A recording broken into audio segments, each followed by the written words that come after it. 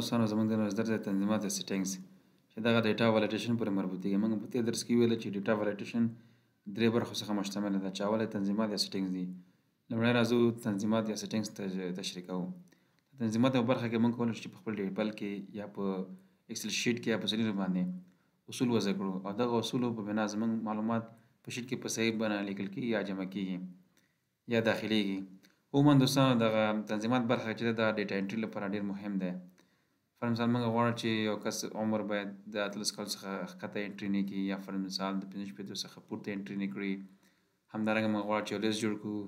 همدارنګه موږ غواړو چې یو سیل فقط حروف ومني یا اعداد ومني. نو دغه ټول کارونه موږ دوستانو په تنظیمات یا سیټینګ برخه کې کولی شو. راځئ همدغه په عمل ډول ګورو. دوستانو دغه زما جدول دی. زه غواړم چې د ملاحظاتو دغه کالم چې دی دا سلیکټ کوم، په دې باندې ډیټا ولیډیشن تطبیقوم.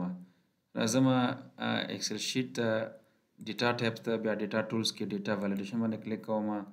لومړی سیټینګز دی، په دې کې ولیډیشن کرایټیریا ده. زه غواړم چې په دغه سیټینګ چې ما سلیکټ کړي دا اني ویلو په دې معنی چې هر څه به ومني. که چېرې دا سلیکټ وي نو دا هر څه، هر قیمت، هر عدد، هر توری موږ پکې داخلولی شو.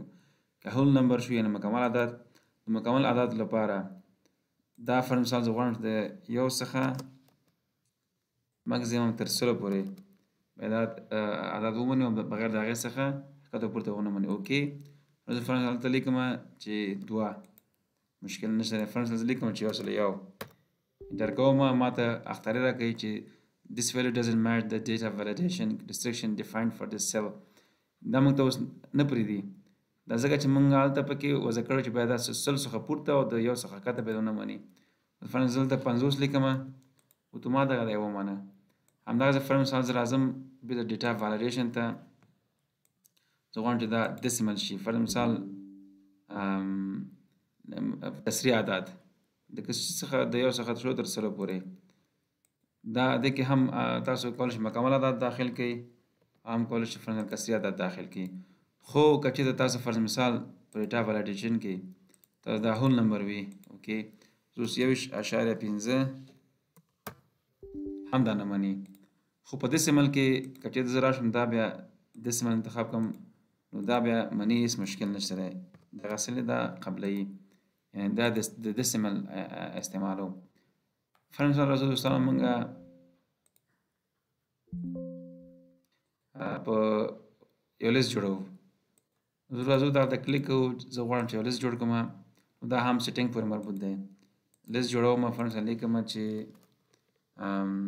پاست کامیاب شو، فیلد ناکام شو، یا فر مثال یو بل شی لیکم چې ګان یعنې صنف څخه لاړه.